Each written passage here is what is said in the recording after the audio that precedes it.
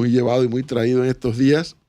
Tenemos la particularidad, y lo tengo que decir, conversando con el ministro, le decía, mira, ministro, yo mejor espero que pasen los 100 días y mejor conversamos con nuestros oyentes, porque antes de eso, los ministros todavía se están sentando en la silla. Y dicho sea de paso, esta historia de los 100 días es una historia que han inventado los periodistas, pero yo igual sigo pensando que 100 días todavía no son suficientes para hacer una evaluación de una gestión de gobierno, pero bueno, comienzan a marcar un camino. Ministro, buenos días, bienvenido, Muy como buenos siempre. días, gracias por la invitación. Y creo que valió la pena la espera, Edwin, tal cual la habíamos conversado, ¿no? Es correcto, creo yo, pues, por lo menos lo creo. A Yo ver, también. ministro, si vamos de lo más actual hacia atrás, en estos primeros ya, pues, como se habla tanto de los 100 días, ¿cuál es la perspectiva que ya tiene Felipe Chapman en su calidad de ministro de la economía del país, que ya usted tenía su propia perspectiva antes de ocupar la silla, por su trabajo, por sus vinculaciones y sus estudios? Ahora que está en la silla y que ha ido conociendo tal vez algunas interioridades de los numeritos del Estado panameño, ¿qué nos podría decir a los panameños? Con mucho gusto, mucho que decir. Y ojalá este programa dura hasta las 5 de la tarde porque tengo bastante que contar. Eh, e inclusive lo que estaban hablando antes, que como bien dice Cristian, es un tema importante, sí, pero tenemos que priorizar y la fiebre no está en la sábana. Hay problemas de materialidad, pero impresionantemente mayor que ese, que es uno en los cuales también se le ha dedicado, yo creo que energía valiosa, sin dejar de lado que es importante.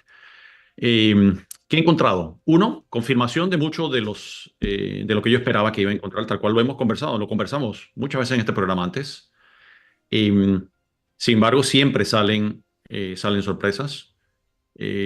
Aquí han estado, por ejemplo, saliendo una cantidad de cuentas acumuladas por pagar atrasadas de muchos años que yo ignoraba. Probablemente debo suponer o quiero suponer, no sé si mi antecesor las conocía, no me fueron comunicadas. Es más, no es que salieron el 2 de julio. Hay algunas tan recientes que han salido en las últimas semanas, a los cuales son obligaciones del Estado panameño. No son obligaciones de este gobierno o el gobierno anterior, son del Estado panameño y tienen que honrarse. Es decir, quien les habla es un ciudadano, tal cual ustedes, en una ocupación transitoria en mi vida, trabajando para un gobierno que forma parte del Estado panameño. Finalizada mi gestión, el Estado panameño continúa. Y creo yo que hay que hacer lo que está al alcance de uno por velar de los mejores intereses del Estado panameño, no de un gobierno. Ujú. Pero la pregunta obligada que probablemente todos los que nos están escuchando se deben estar haciendo es, ¿y siente el ministro de Economía que el Estado panameño podrá enfrentar todas estas obligaciones que ya se sabían algunas, otras que se han ido encontrando, tanto en el plano local, ministro, como en el plano internacional? Sí, contundentemente sí. Y reitero, lo he dicho anteriormente, este país no está ni en crisis económica ni en crisis fiscal.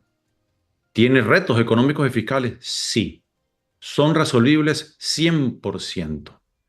¿Cómo?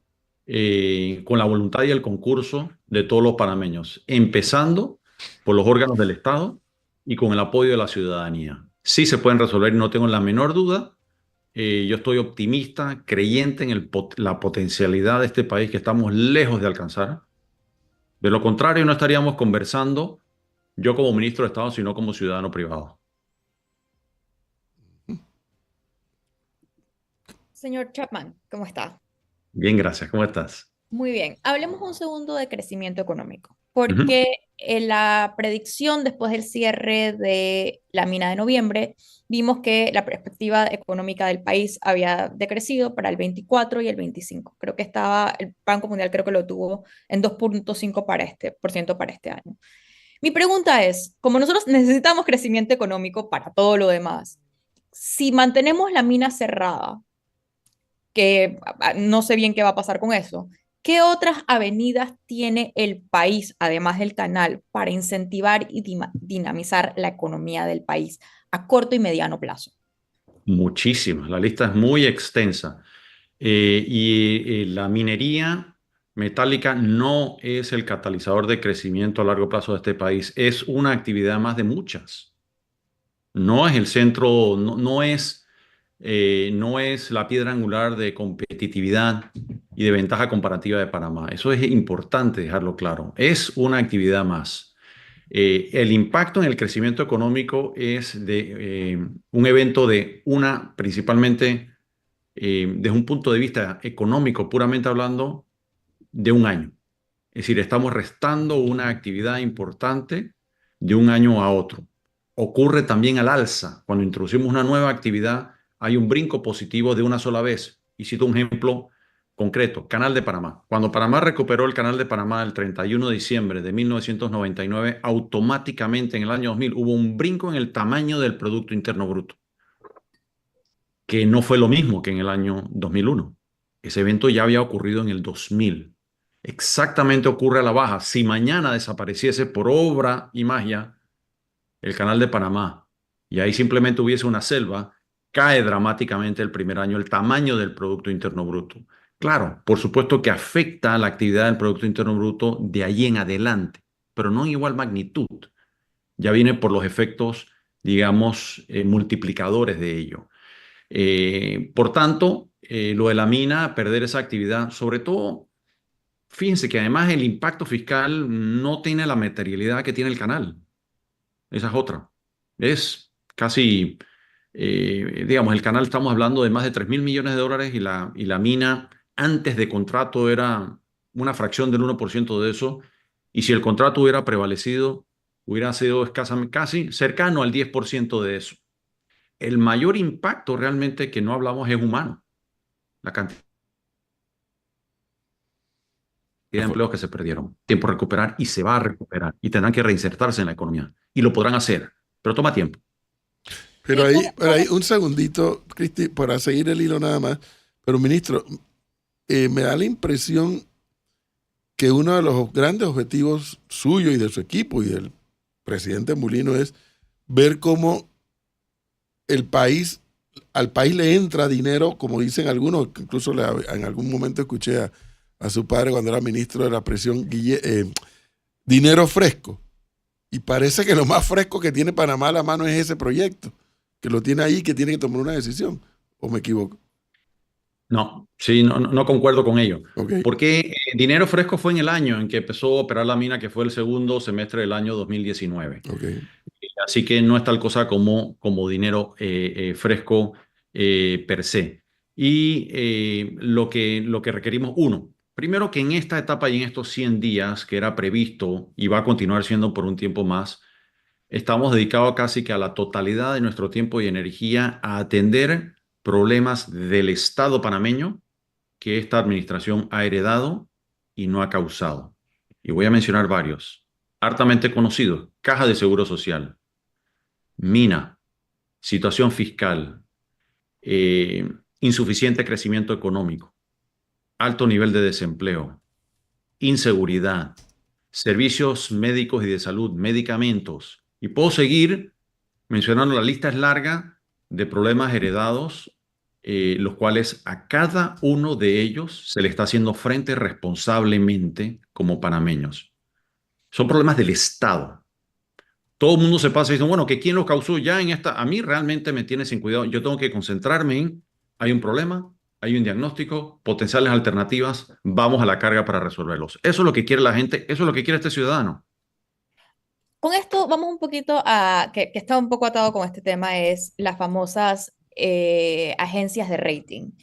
El año pasado salieron las noticias y este año de la baja, sobre todo de Fitch, que ya venía un poco advertida, que pues el pronóstico y su visión no es bastante optimista con el país por el tema del cierre de la mina, también por lo que ellos llamaron una falta de consolidación fiscal por parte del Estado panameño y un exceso de gasto.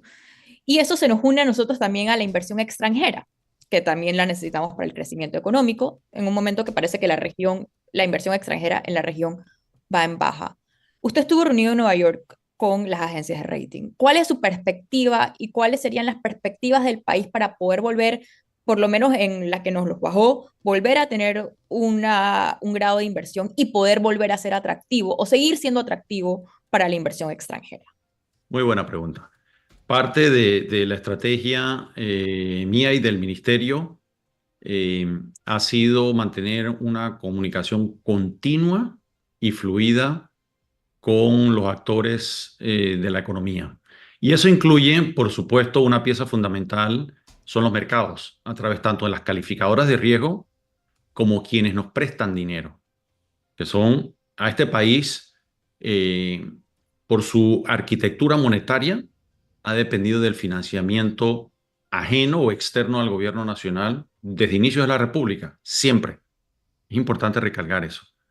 En 121 años, ese ha sido el caso y es importante entenderlo. Y eso requiere administrarlo con inteligencia, prudencia y estrategia, y lo estamos haciendo. Las calificadoras. Una de ellas ya hemos tenido al menos 3 conversaciones, con otra hemos tenido 2 conversaciones y con la otra también 2 o más conversaciones, fluidamente. Con una candidata, y haciendo la traducción, a veces poco utilizada en el español, una traducción literal, con honestidad brutal. Es decir, lo que ves es lo que es. Y aquí no se va a esconder nada. Se van a decir las cosas tal cual son, al pan, pan, vino, vino, lo feo, feo y lo bueno, bueno.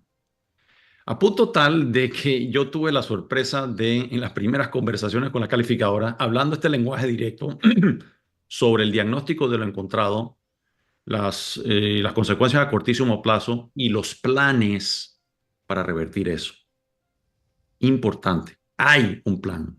Hay una hoja de ruta. Aquí no hay nada improvisado. Y ustedes me conocen, yo soy alérgico al olfatómetro y a la improvisación y a tomar decisiones por la intuición.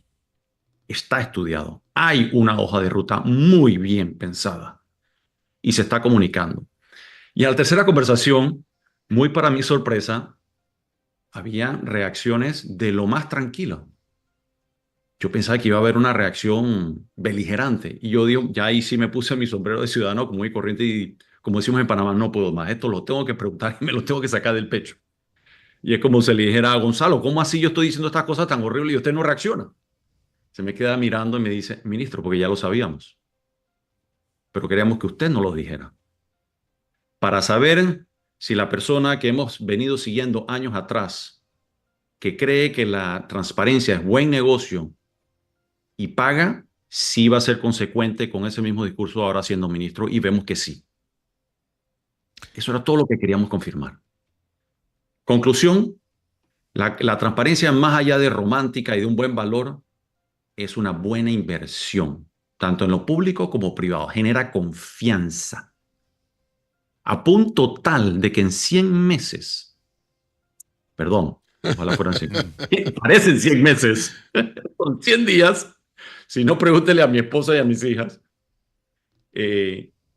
tanto en mi sueño como en mi peso. En 100 días hemos logrado bajar la tasa de interés en 3 puntos porcentuales, 300 puntos básicos. Yo no me lo esperaba. Eso es un espaldarazo espectacular, casi que inédito. No conozco, definitivamente, que en Panamá nunca había ocurrido eso. No sé si en América Latina. Debe haber pocos casos en el mundo. Eso demuestra que hablar con transparencia tiene buenos resultados. Ministro, antes de que usted llegara a tomar posesión, varias veces conversamos en este programa sobre el ajuste fiscal del cual usted habla que hay que hacer. La semana pasada conversábamos con su colega de la DGI y precisamente conversábamos sobre ese cambio que tiene que tener la política fiscal en Panamá. Partiendo del hecho y la premisa en medio del editorial de la pregunta de que una reforma fiscal no necesita incluir un incremento del ITBMS, le pregunto, a ese ajuste fiscal que usted mencionó hace cuestión de minutos, ¿qué incluye o qué debería incluir? ¿Qué hay que eliminar y qué hay que agregar? Buenísima pregunta. Primero, El rector de la política económica y fiscal del país es el presidente de la República y quien les habla, el ministro de Economía y Finanzas. Y estamos más allá de en armónica colaboración, estamos 100% alineados. Estoy aquí por el voto de confianza y el respaldo, yo creo que abrumador de todos conocidos que recibo del presidente de la República, que es fundamental para llevar adelante esta tarea. Caso contrario, no estaría nuevamente conversando con ustedes. Y el presidente me honra con ello. Eh, Dicho eso, ninguno, ni él ni yo, hemos conversado de un incremento del ITBMS, ni inclusive nos hemos comprometido con una reforma fiscal, tampoco de no hacerla. Todo en su justo momento, cuando y se necesita. El presupuesto presentado a la Asamblea para el año 2025 no incluye una reforma fiscal. Yo soy el creyente que ahora mismo, y probablemente lo habrá dicho el director general de ingresos, Camilo Valdés, que es una dependencia del Ministerio de Economía y Finanzas, muy probablemente habrá comentado en este programa que a corto plazo nos estamos concentrando en fortalecer la Dirección General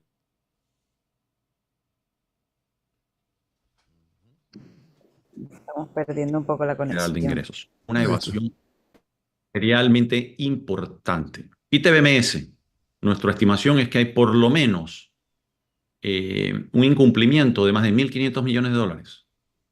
Hay incumplimiento a la renta de empresas, menos de personas, obviamente, menos de personas asalariadas, más de personas naturales que deben presentar declaración de renta y de otros rubros, aranceles, etcétera. Nosotros somos de la filosofía que primero vamos a agotar todos los esfuerzos en tecnología, en recursos humanos, en mejor gestión, para maximizar la recaudación de impuestos, que yo creo que hay todavía un espacio muy importante para lograrlo, antes ni siquiera de hablar de tocar ni un número. Fíjese, Está bien, si se tiene que hacer por las condiciones del país, claro, hombre, en su momento se evaluará. ahí yo lo interrumpo y vuelvo a dejar claro porque usted lo menciona y yo también quiero dejarlo claro. No se habla de aumento de ITBMS, no se habla ni siquiera mucho menos de aumento de renta. Yo hablo de una reforma fiscal, no aclarándoselo a usted, sino a los oyentes, que tiene que ver, ministro, con, por ejemplo, eliminación de incentivos fiscales para algunos sectores del país. Se ve en el horizonte, y usted lo ve en el horizonte mientras esté sentado en la silla, que hay incentivos fiscales que deben eliminarse. Sí, eso sí, eso sí. Gracias por recordar a la audiencia algo que yo he dicho en el pasado. Tienes mejor memoria que yo. En efecto, ¿qué es una reforma fiscal versus una reforma tributaria? Una reforma tributaria solo toca o apunta hacia el ingreso. Lo fiscal también apunta hacia los gastos y lo que llaman el gasto tributario, que es un eufemismo, no sé, es una forma elegante de decir evasión o costos o pérdida de ingresos, que incluye esquemas que te permiten tributar menos, que incluye incentivos, exenciones, créditos fiscales, todo eso que conocemos que te permite reducir el impuesto que tienes que pagar. Y muy bien, y me han escuchado acá, yo creo que eso sí se debe examinar en el momento oportuno. Ahora mismo no hemos, y eso se requiere no hacer a la carrera. Eso se requiere un examen minucioso para realmente entender y me han escuchado antes. Yo creo que muchos de esos programas están surgiendo su efecto. Hay otros que ya lo surgieron y fueron exitosos y ya cumplieron su propósito. Y otros que realmente no tienen tracción ya, no producen mayor beneficio y se deben reexaminar. No he dicho eliminar, ojo, reexaminar. Y voy a dar un ejemplo concreto que que ha hecho mucho ruido recientemente. Viviendas. Bono solidario no se eliminó. Importante, en negritas, subrayado. Venció y creo yo que cumplió su propósito. Ahora bien, ¿hay ese segmento de viviendas que necesita algún apoyo del Estado? Sí, pero creo yo que ese no es el mejor y el más efectivo y el más eficaz. Ha tenido mejor resultado el régimen de interés preferencial, muy enfocado en quien lo necesita. Y se va a fortalecer tan pronto tengamos oportunidad y el espacio legislativo para reforzar eso y sustituir ese programa con algo que sea sostenible, más eficaz, con mejores resultados. Y muy enfocado, también se dejó vencer el tramo que llegaba hasta 180.000. No se eliminó, no se eliminó. Simplemente se dejó vencer, porque si hacemos un análisis de políticas públicas, el dólar que invierte el contribuyente en ese programa tiene pobres resultados en términos de rendimiento social y beneficio económico para el país. Hay que hacer la tarea y mostrarlo con números duros. A diferencia de ese apoyo a la vivienda de 40.000, de 50.000, de 60.000 dólares, sí tiene un rédito positivo para la sociedad. Y creo yo que hay que continuarlo, fortalecerlo y profundizarlo.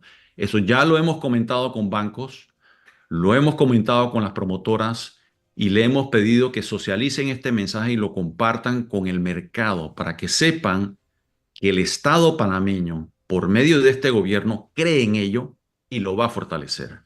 Sin embargo, ministro, y a propósito de subsidios y demás, a mí me alegra mucho escuchar del ministro de Economía que nos diga a los panameños que la transparencia en estos tiempos modernos se ha convertido en un activo, porque yo creo en eso. Y casualmente, al inicio del programa hoy, Gonzalo y yo conversábamos sobre la entrevista que dio ayer el presidente Mulino a los 2 canales de televisión, en donde él procura proyectar también transparencia. Y eso en tiempos modernos es básico, es fundamental para que la población pueda asimilar lo que los gobiernos o la denominada hoja de ruta o cronograma quieren ejecutar. Pero me llama la atención que ayer en la entrevista, donde el presidente hizo uso del tema de la transparencia para decir, vinieron unos inversionistas de afuera, los atendí y me preguntaron, ¿el gobierno suyo va a honrar los compromisos? Porque esta empresa se benefició de esta ley que fue muy cuestionada para inversiones de hoteles y demás. Él no dijo de qué proyecto era, pero yo intuyo que era ese al que se refería.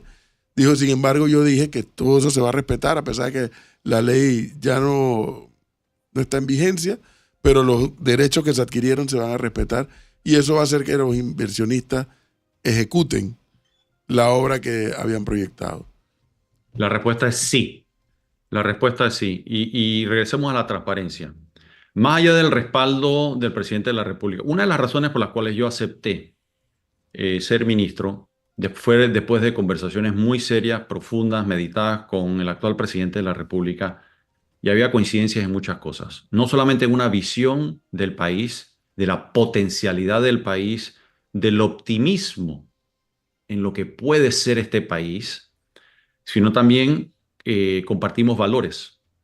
Ya son valores ya personales fundamentales. La transparencia es uno. Y si no lo fuese, no lo escucharías diciendo lo que él dijo ayer, ni a mí aquí.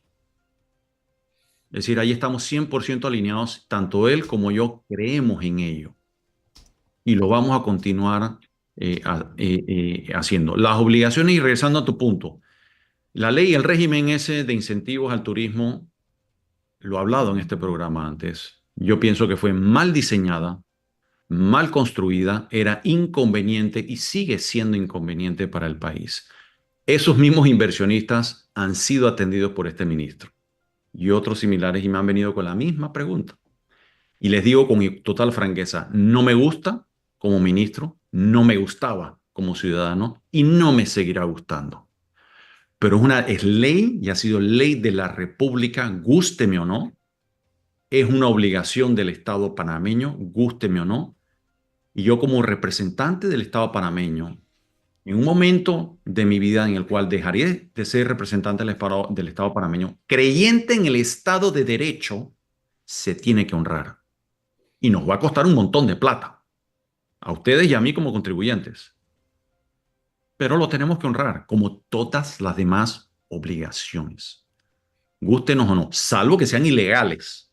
Ojo, todo lo que está dentro de la ley, que es una obligación del Estado panameño, se tiene que honrar. Y se va a honrar mientras este gobierno esté en administración. Señor Chapman, yo quiero regresar un poco al tema del presupuesto estatal.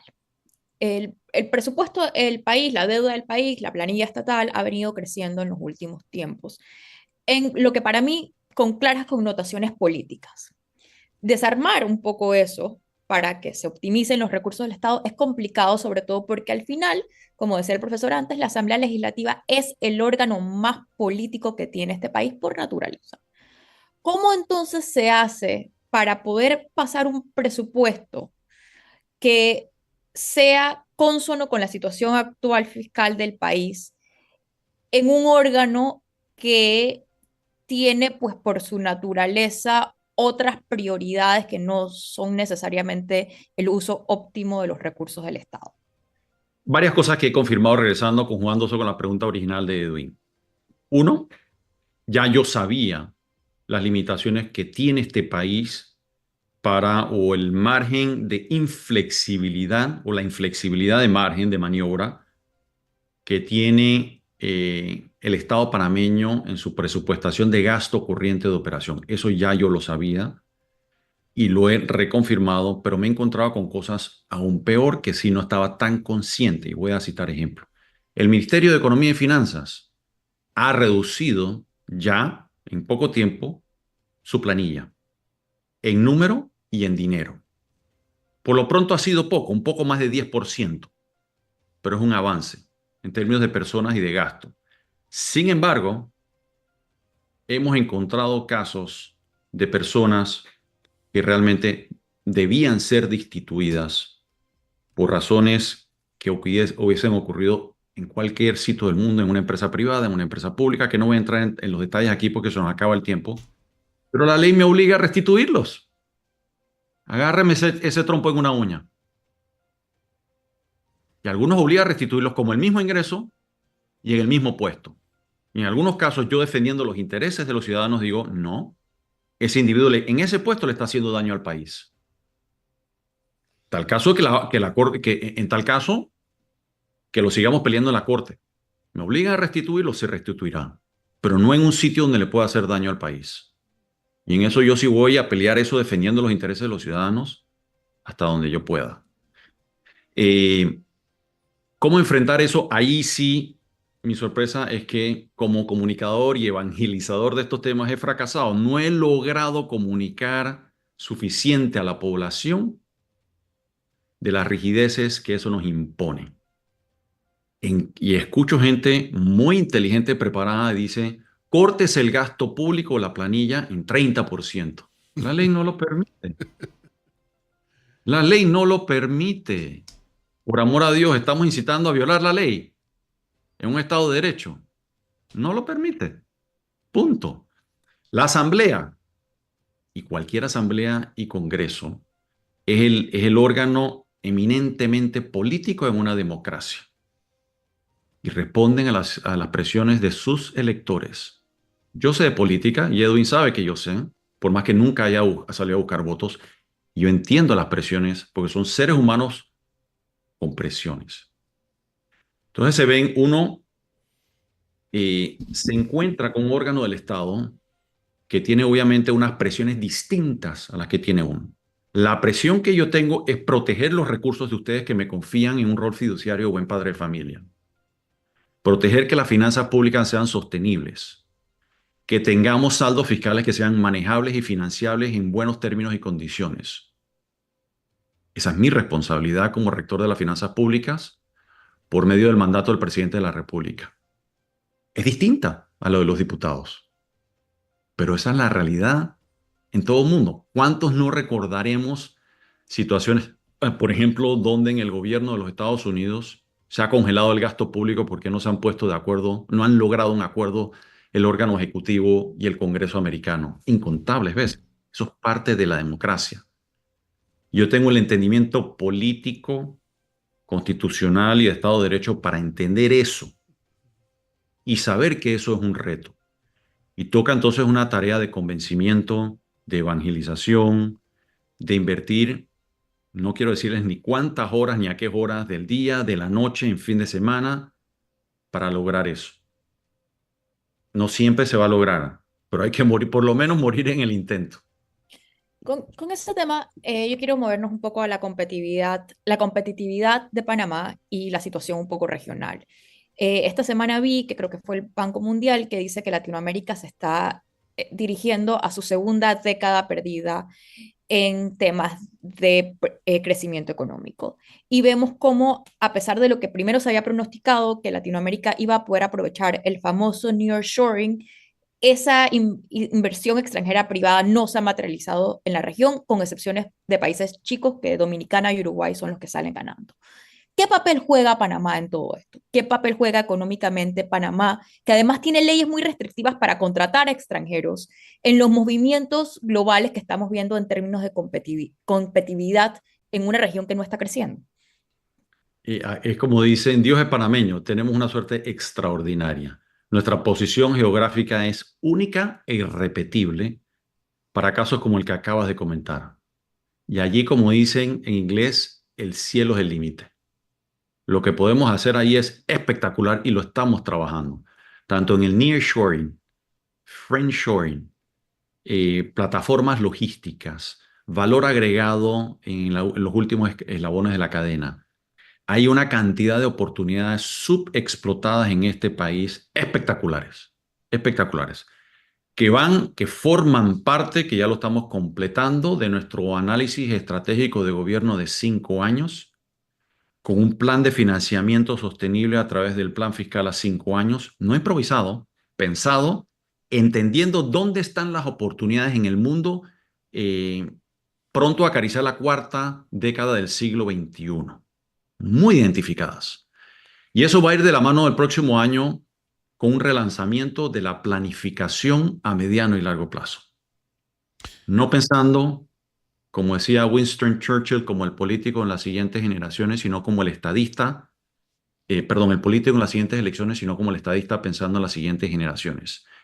Y estamos trayendo a las mentes más brillantes de este país que conocen a profundidad modelos como el de Singapur, han estudiado lo que hizo Dubái, han estudiado lo que han hecho otros países, que fascinantemente ya has comentado algo que me acabas de recordar, Premio Nobel de Economía.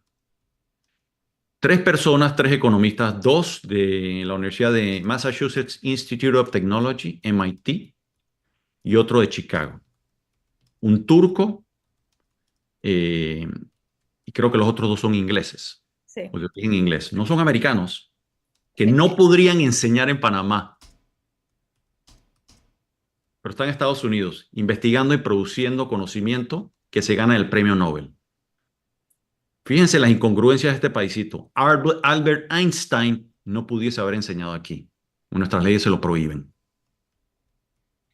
Fíjense las incongruencias con las cuales tenemos que lidiar.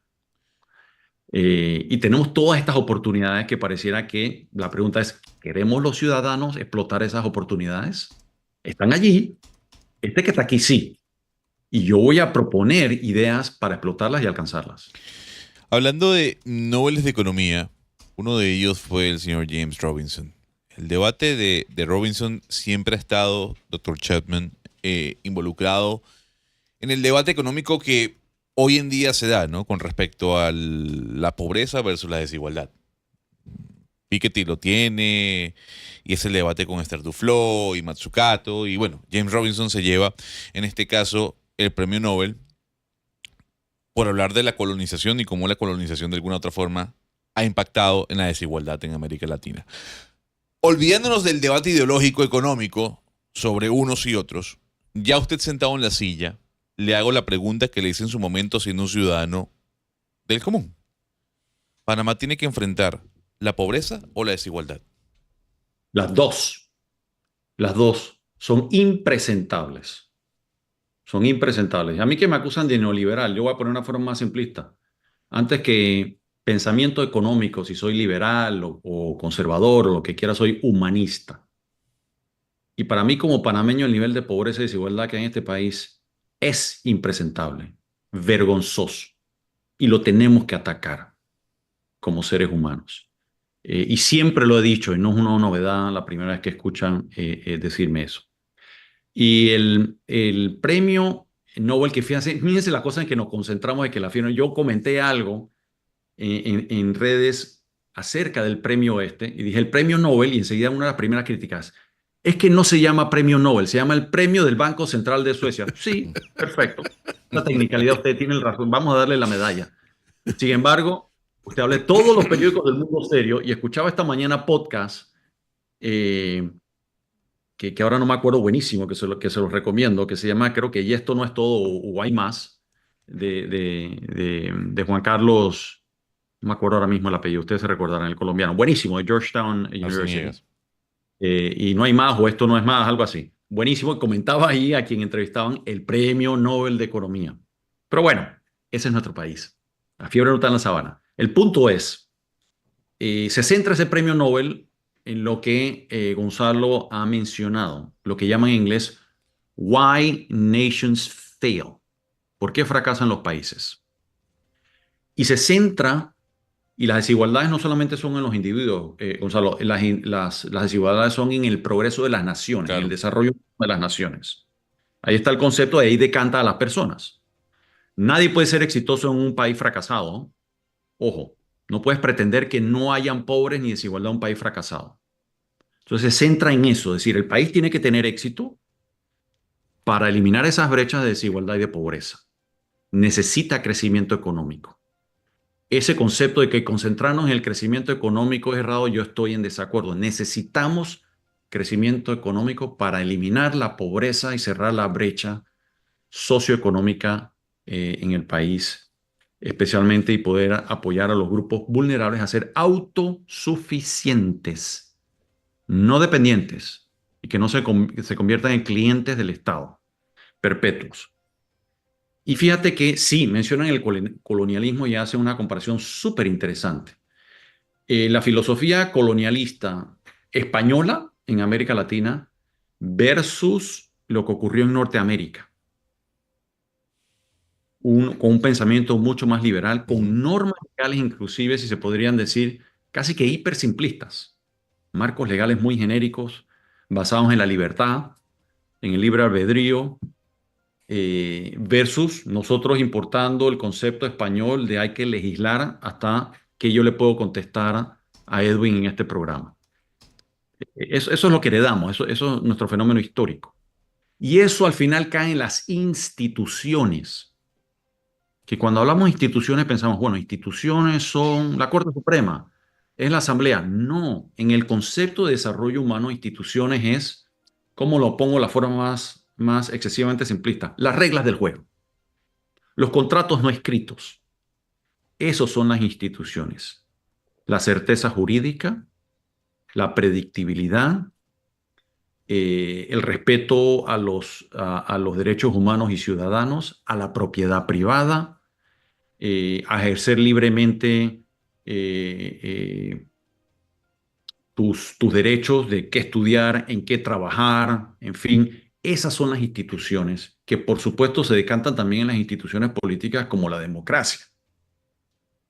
Y en alguna medida la complejidad de la democracia, que está lejos de ser perfecta, de una atomización del poder público a través de distintos órganos del Estado. Por eso este ministro tiene que ir a conversar con la Asamblea. Me preguntaba el otro día alguien, ¿y cuál es, y por qué no tenemos el presupuesto que usted quiere tener o que el Felipe Chapman de disciplina siempre nos ha dicho que debemos tener? Porque es una cosa lo que yo quiero y lo que en un país de derecho democrático se puede hacer. Esto no es una dictadura. Ni el presidente Mulino ni quienes hablan somos dictadores y podemos imponer un presupuesto. Eso se trabaja en democracia, con sus imperfecciones. Con sus imperfecciones. Regreso entonces, instituciones. Y algunos fatalistas dirán, bueno, es que si heredaron eso de la colonia, como dicen para mí, estás listo para la foto. Ahí no hay nada que hacer, apaga y vámonos. Estoy en desacuerdo. Hay países que han reformado a lo largo del tiempo su institucionalidad del Estado. Las reglas del juego las han ido mejorando a lo largo del tiempo y dejaron de ser países pobres. Voy a mencionar dos ejemplos. Corea y Singapur. En la década en que yo nací, que se lo dejo para que adivinen, en la década que yo nací, esos dos países eran sustancialmente más pobres que Panamá en ese momento. Reformando las reglas del juego, la institucionalidad de esos países, más allá de políticas públicas y políticas económicas, miren lo ricos que son hoy en día y comparen los niveles de pobreza y distribución del ingreso nacional. Volviendo a otro tema, un poco de reglas del juego, porque a esto vamos. Las famosas listas. Ese es un debate que se ha tenido, pues, que si eso tiene un impacto económico en el país, si no tiene un impacto económico en el país, si el país está cumpliendo, no está cumpliendo. ¿Qué vamos a hacer, sobre todo con el tema de la Unión Europea? ¿Se trata ya solamente de algo diplomático, económico, de reglas del juego? ¿Se están cumpliendo? ¿Qué va a pasar con ese tema? Primero, ¿por qué hablamos de las listas? Porque nos hace daño. Nos hace daño directo, nos aplica desde un punto de vista económico porque introduce fricciones financieras y comerciales a nivel global de un país que solo puede prosperar si está conectado al mundo. Recordemos el tamaño de población, país, economía versus el resto del mundo, ¿no? Pongamos todo en su justa dimensión. Otra de las razones por que estoy aquí sentado como ministro es que el presidente de la República y yo compartimos la visión de que Panamá tiene que salir de las listas.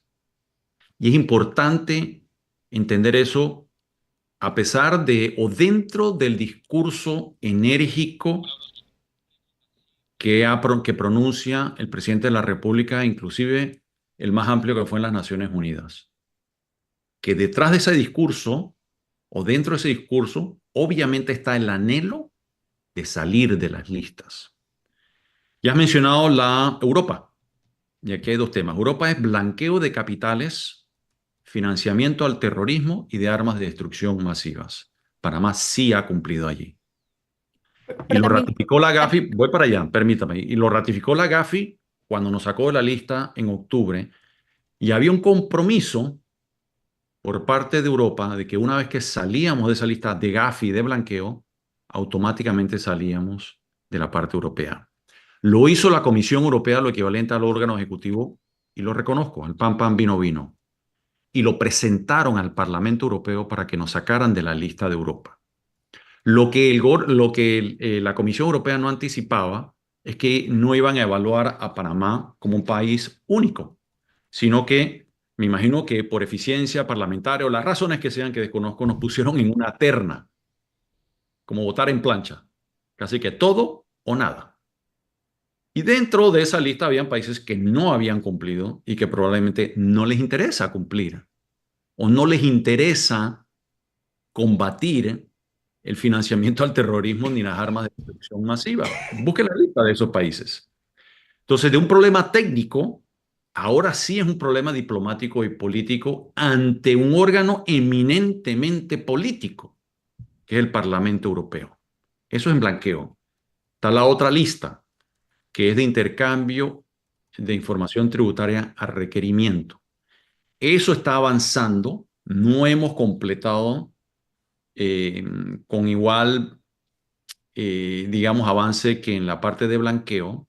Es muy, muy técnico, que incluye inclusive una parte de tecnología muy compleja, que es, por ejemplo, transferir archivos encriptados que se lo envía este ministro a Christie y que Christie cuando lo reciba, lo abra y sea legible y los campos sean compatibles. O sea, ya es un nivel de complejidad que sí nos falta. Pero lo que sí hemos demostrado es el compromiso y la voluntad de cooperar. Yo creo que eso es importante recalcarlo. Eso no lo dicen. Bueno, me lo dicen en privado los embajadores europeos en Panamá, mas no lo dicen sus presidentes. Y de allí el discurso de nuestro presidente. Es decir, Panamá está haciendo lo propio y nos siguen dando palo. Panamá está mostrando disposición a a pertenecer al concurso de las naciones. Y hay unos temas operativos de altísima complejidad que se van a cumplir. Panamá no ha dicho lo contrario. Y lo otro que hemos pedido es que dentro de esas exigencias la cancha esté nivelada. Que a Panamá no se le pida nada diferente que se le pide al resto de los países del mundo. Uno de esos es, por ejemplo, los famosos registros contables. Si es cierto, bajo presión y en los últimos años, este país ha ofrecido algunos compromisos que a mi juicio, y esta es una opinión de Felipe Chapman, creo yo que fueron erradas y muchas de ellas, si no cumplibles, excesivamente costosas para que el país cumpla. Es decir, no hemos pegado un tiro en el pie. Y parte de mi tarea es convencer a esas contrapartes multilaterales a que cambiemos esas reglas y adoptemos reglas que es la que aplican el resto de países como Panamá que sí han logrado salir de las listas. Y Ministro, estamos trabajando en ello. ministro, queda una preocupación y tiene que ver no precisamente con usted, sino con sus asesores, con respecto a la devolución del presupuesto del año 2025 y los por qué, el atraso en la presentación y los motivos que la Asamblea Nacional utilizó, más allá de que haya un trasfondo político, para decirle, ministro, aquí va de vuelta. ¿Podemos estar tranquilos de que los asesores del ministro Chapman están haciendo bien la tarea? Respondo así. Las decisiones tomadas no es de los asesores, es del presidente de la República y quien les habla. Y yo no voy a renunciar a esa responsabilidad. Por más de que haya gente que ha hecho un trabajo que yo considero que no está a mis estándares, que a mis exigencias, al final del día el responsable soy yo. Y yo no voy a renunciar como ciudadano ante esa responsabilidad. Y que otro no haya hecho su tarea o que haya cometido errores, tiene sus consecuencias a nivel personal dentro de su trabajo y las va a tener. Que quede claro eso. Pero yo asumo responsabilidad y yo doy la cara, tal cual lo ha dado el presidente de la República. Y todo tiene una explicación. Aquí no hay nada improvisado. ¿Por qué se retrasó la entrega del presupuesto? El presupuesto toma meses de construir. Cuando iniciamos gestión ya había un anteproyecto de presupuesto que era totalmente incompatible con la visión fiscal y económica del presidente de la República y quien les habla. Lo primero, mi recomendación al presidente, y le dije, presidente, yo no puedo trabajar sobre esa plataforma. Y le recomiendo a usted que no lo hagamos y que arranquemos a construir un presupuesto de cero. Y me dijo, estoy de acuerdo, proceda, ministro. Y hemos reconstruido un presupuesto en menos de 100 días. Cónsono con nuestros valores, nuestro mensaje y nuestro compromiso con los ciudadanos y con el mundo. Y en esa carrera sí se presentaron algunos errores en el presupuesto, que fue de gente trabajando ahí que lo hizo a propósito o no, ya se sabrá. Y yo lo investigaré. Y yo lo investigaré. Pero esos errores identificados han sido corregidos y serán atendidos. Ahora bien, el presupuesto no fue devuelto. Retirado. Yo encontrarme con esto, este ministro le pidió a la Asamblea y propuso retirarlo. Muy distinto para atender eso, asumiendo la responsabilidad. Y vendrá un presupuesto que se ajusta a eso. Lo que pasa, ministro, Aprobará, ya tendrá entonces que no lo devuelve, Gonzalo. Uno no devuelve. son dos figuras diferentes. Son dos figuras Y diferentes. Edwin lo puede explicar. La Constitución le permite rechazarlo o aprobarlo. Nosotros podemos retirarlo para modificarlo, que no es la primera vez que ocurre. No. Lo hizo Héctor Alexander, lo hizo Dulcido de la Guardia, lo hizo Alberto Vallarino. Nada más pasitaron en las últimas 2 décadas. O sea que esto también se está haciendo un show. Pero ministro, sí hay algo que a mí sí me ha llamado la atención, porque como usted sabe, pues algo aprendí yo en esos 5 años de estar de secretario en la Asamblea. Y es que, a ver, si bien es la responsabilidad del Ministerio de Economía y Finanzas, como usted mismo reclama esa responsabilidad para para sí mismo como ministro, pero es que la ley de presupuesto es aprobada por el gabinete, ¿sí? Por el órgano Sí. ejecutivo en su conjunto. Sí. Uno. Dos, el documento es armado, obviamente, por el MEF. Listo. Y tres, el documento es presentado ante el Pleno de la Asamblea y es remitido a la Comisión de Presupuesto. Y yo le tengo que decir, ministro, con toda honestidad, o sea, ese documento, de lo que yo aprendí, pasa por manos de tantos técnicos en la presidencia, en el MEF y en la Comisión de Presupuesto, que obviamente ya es el tramo final, en donde allí es donde el Ejecutivo y el Legislativo se procuran poner de acuerdo, que yo digo, pero caramba, ¿esto cómo pudo haber pasado con tantos técnicos, tanto en la presidencia como en el MEF, que se les haya colado 1, 2, 3, 4 puntos? Pero me quiero referir a uno en particular.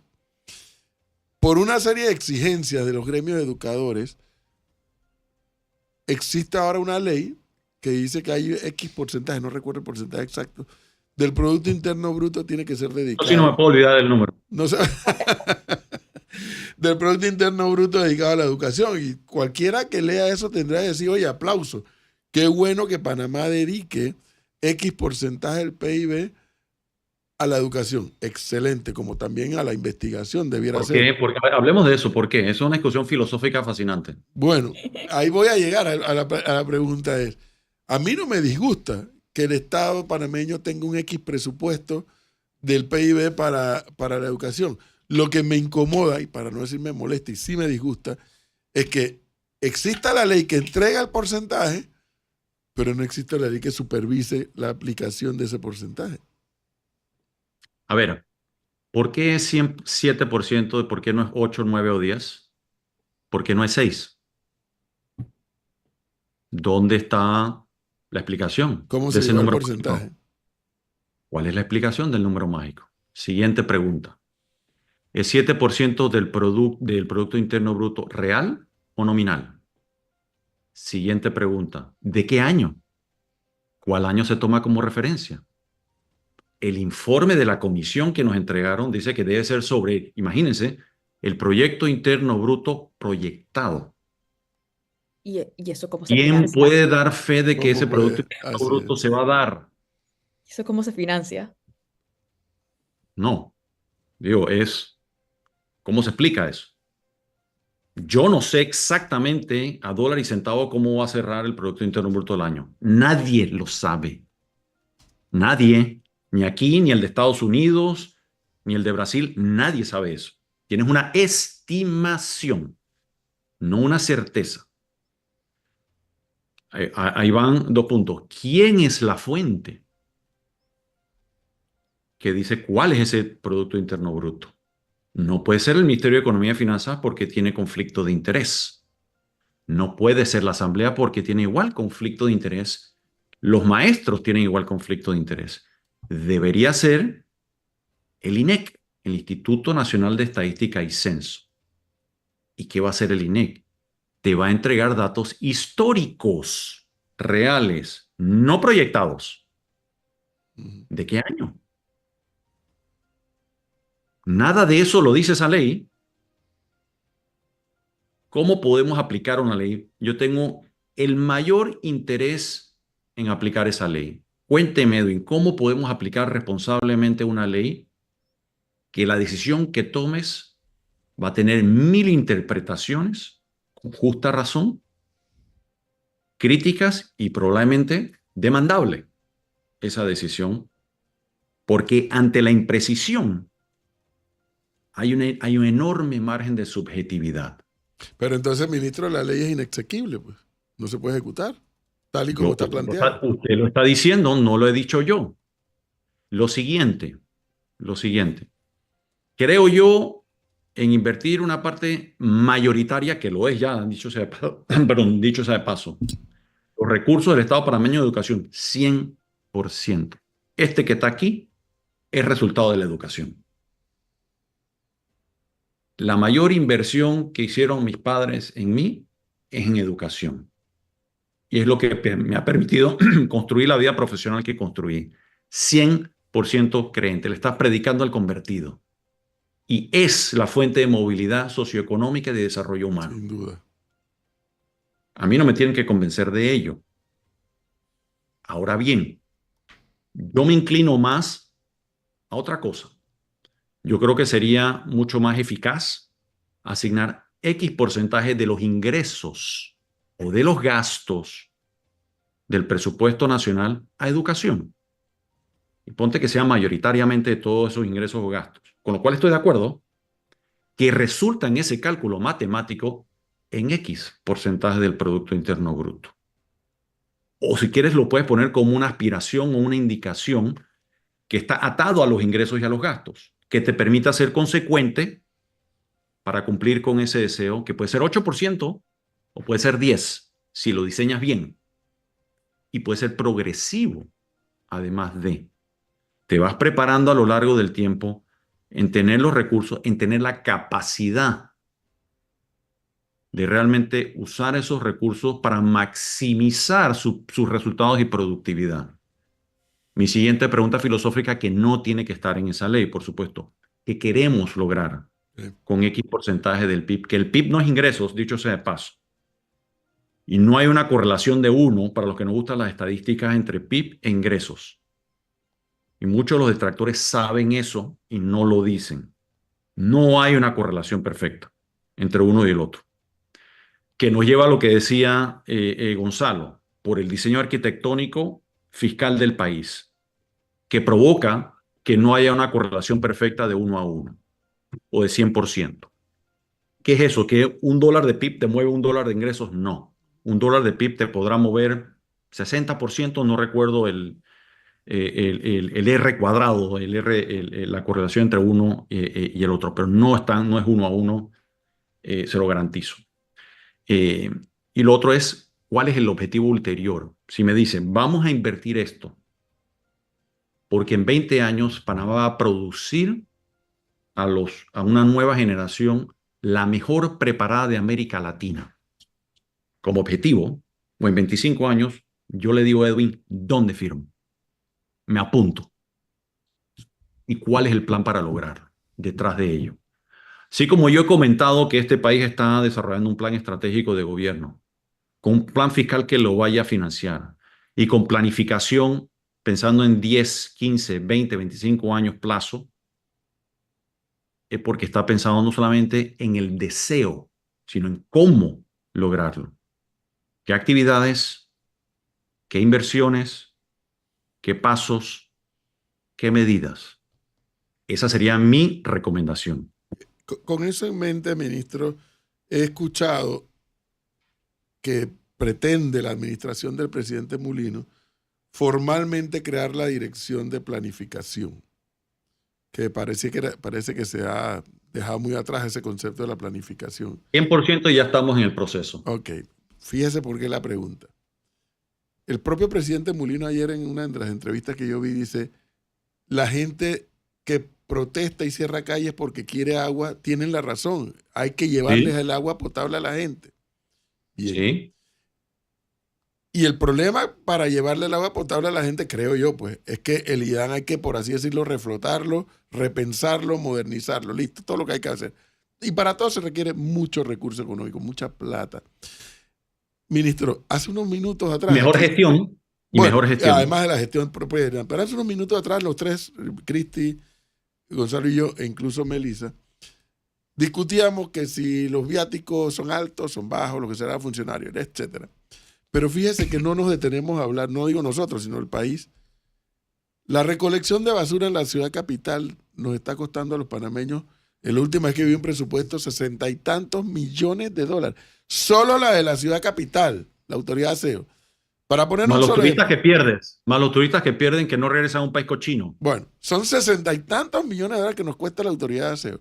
Y la pregunta, ministro, es rápidamente es, entidades como esa, no es que hay que eliminar, pero se podrá en el tema de la planificación pensar en que eso se le vamos a trasladar a que la empresa privada haga la recolección de basura, se entienda con los PH, se entienda con las urbanizaciones, y que la autoridad de aseo, en lugar de 60 y tantos millones, nos cueste probablemente 5 o 10 millones administrativamente porque tiene que haber un ente rector. ¿Se podrá planificar en eso?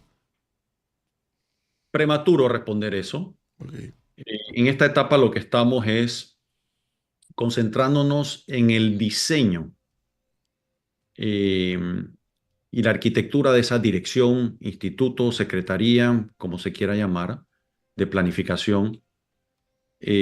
Primero tienes que desarrollar o tienes que diseñar eh, la estructura física, un edificio, una casa, una oficina. Eh, y eso incluye obviamente cuántas personas necesitas, cuál debe ser el perfil, el talento, que no necesariamente son economistas, dicho sea de paso, ¿no? Economistas son uno de más.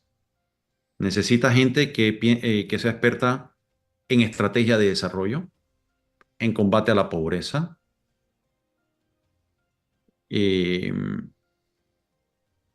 y muchos otros elementos. Probablemente necesitas ingenieros industriales, por mencionar algo, matemáticos, no solo economistas. O sea, debe ser un conjunto de mentes brillantes con distintas áreas de experiencia y de talento. Cuando lleguemos a ello y a debatir, identificado se hace el famoso FODA, ¿no? Fortalezas, oportunidades, debilidades y amenazas. De, de Porter, ¿no? Del profesor de Harvard, que muchos estudiamos eso. Eh, entonces, esas metas y esos objetivos y esos problemas, uno va diseñando las posibles alternativas. Tu pregunta es muy válida. La situación de la basura en este país es otra que es impresentable, inmanejable e injustificable. Es un fracaso. ¿Debe ser parte de esos planes? Por supuesto que sí. Igual el agua. El IDAN ha fracasado en entregarle agua a todos los panameños. Eso debe estar contemplado en acciones que debe tomar no solo este gobierno, el Estado panameño, 100% de acuerdo.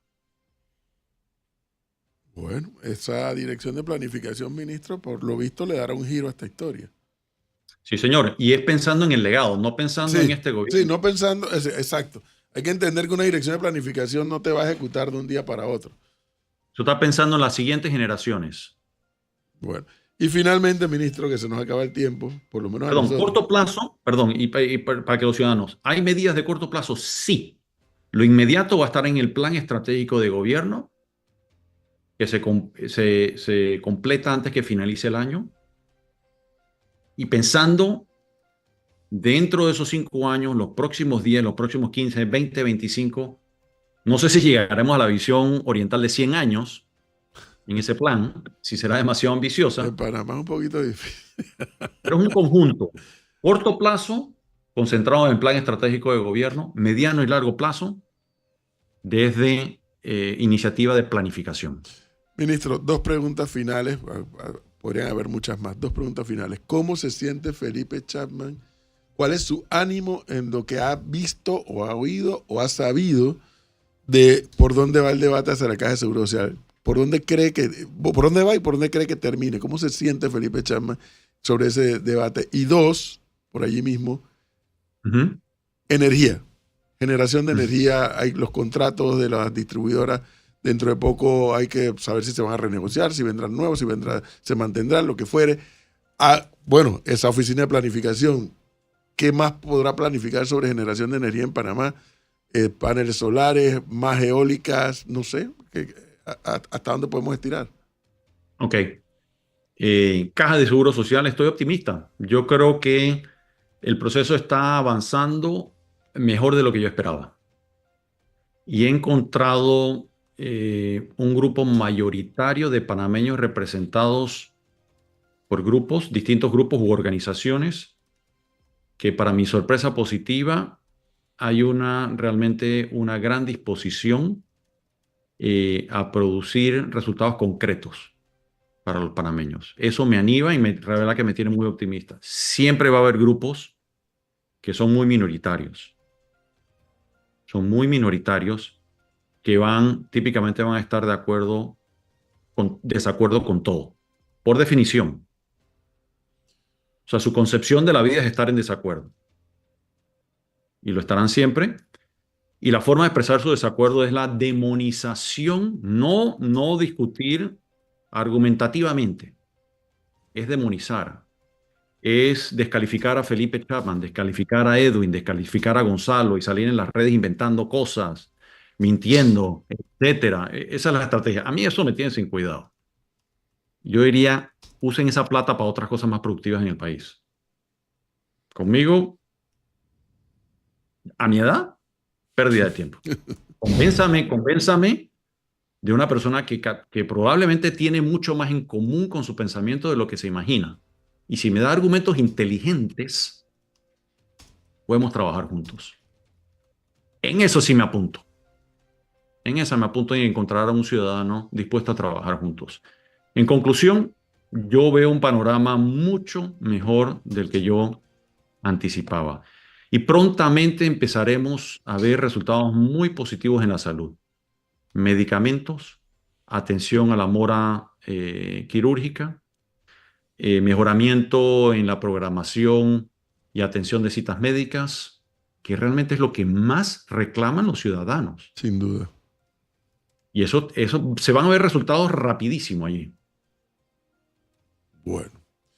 8:45 minutos de la mañana. Perdón, y había otra pregunta ahí que no sé si es... La energía. Energía. El tema de generación de energía. Energía, y es algo que a veces está mal comprendido. Energía es una pieza fundamental de políticas públicas y de políticas económicas. Muchas veces piensan que esas políticas las debe diseñar un experto en energía. No.